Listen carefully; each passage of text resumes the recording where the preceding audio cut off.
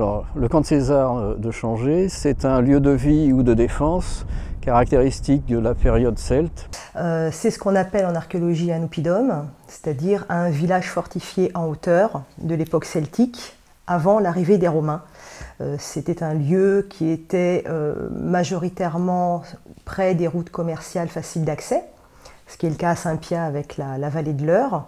Et on peut supposer que ça abritait des habitats, peut-être du commerce, peut-être des militaires, mais dans le cas de Saint-Pia, comme il n'y a pas eu de fouilles sur le site, on peut juste en connaître la topographie avec son éperon barré qui permettait de protéger l'accès sur la plaine qui est le seul côté par lequel les ennemis, entre guillemets, pouvaient attaquer le camp.